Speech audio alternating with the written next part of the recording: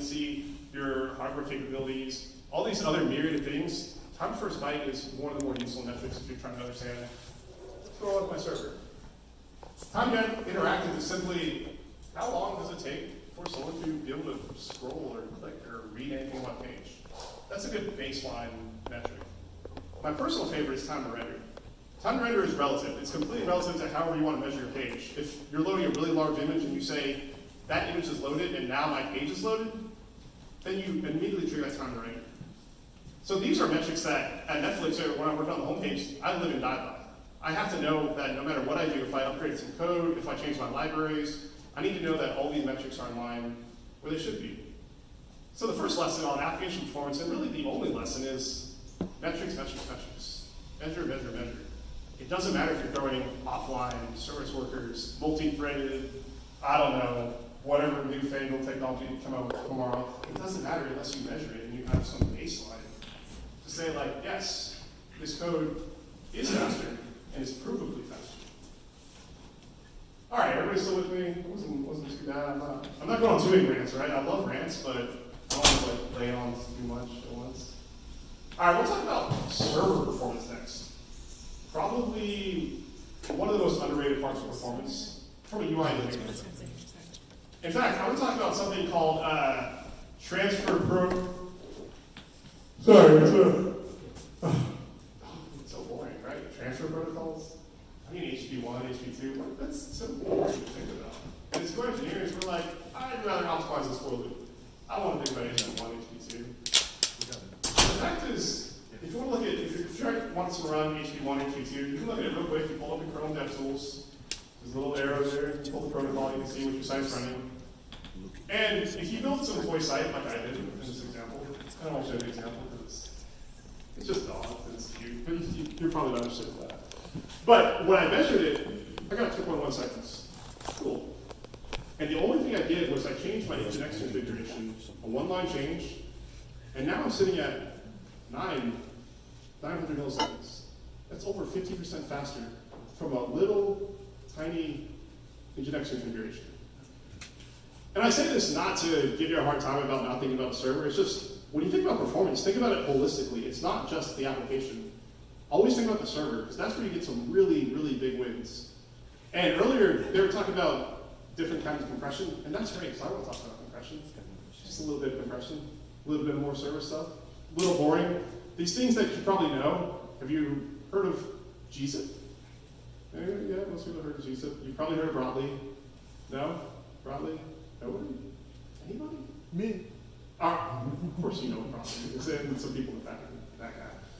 Well, Broadly is the newer compression. It's a little bit more, priced a little bit better than gzip. It hasn't quite caught on. It's not yet built into Nginx, which means it's not net wide adoption, so you have to do a lot of weird hacks, which is why you probably haven't heard of it. But if you go to google.com right now, you'll see a little BR under compression instead of gzip, because they're using Broadly. And you're thinking, okay, right now, Jim, I'm gonna go home and I'm gonna go ahead and fire up Broadly because that's the winner, and Jem says it, and he's got a nice beard, so obviously he knows what he's talking about. But no, performance is always about trade-offs. In server, you gotta kind of balance it out. So Broadly does compress better. However, the time to compress it is actually higher than gzip. And that's another reason why you probably haven't heard of Broadly. So when you think about server performance, one, don't forget the server. Two, know what you're doing. But if you don't know what you're doing, go talk to someone who does and say, like, hey, you know, I heard Broadly might work in our instance. I heard switching to HP2 and doing something called multiplexing, which I didn't talk about. I won't talk about it. But HP2 is generally faster. And these are things as UI engineer that I wish I knew a few years ago. I just never even thought of it. I just thought I optimized my code as much as possible. My application is fast. I measured it. But I didn't think about the server. And you can get the biggest win from just tweaking tiny little server configurations. So now I'm going to talk about my favorite part of performance. The part that nobody really talks about developer performance. Which is funny because at the end of the day, we're the ones writing the code. But we don't think about making ourselves more performant. Which is funny, we're at the bottom of this pyramid, and everything we do trickles up. We want to touch server performance, we want to touch application performance. making myself more performant is the best thing. And you're probably thinking, yeah, diet and exercise and clean living, that's performance, right? Maybe. But performance in this instance just means I'm more productive. I am more productive as an engineer. I come in, I do my work, I close that bug, and I'm done. I'm done for the day. I didn't spend 5 hours trying to hunt down where exactly that line of code was. Developer performance is just about productivity. So it's not about PR views or architecture or tabs and spaces.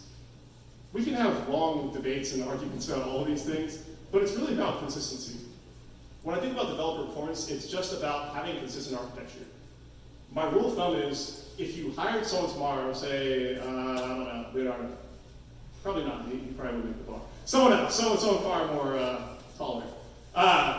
If we hired someone tomorrow, could they come in and close a bug within, I don't know, an hour or two? Is your architecture consistent? Is your code rules consistent? Do you have limit rules that make sense?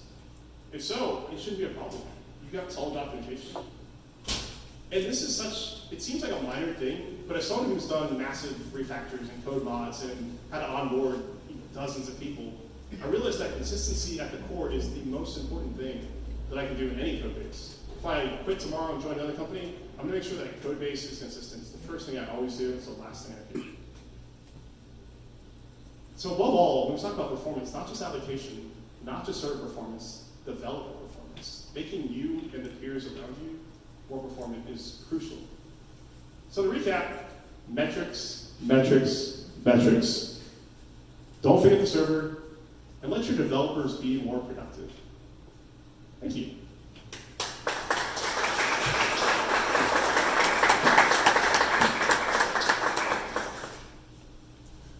Thank you so much. First time I actually heard about Broadly was a year ago. He was speaking at Performant, a conference in Redwood City, and it took me over 10 months to actually give it a try. And I remember I was looking for Broadly, went to articles, Stack Overflow, and eventually I was like, how this thing works? And after I figured out that you can tell if something is gziped or broadly compressed by, of course, the header, and usually it looks like BR.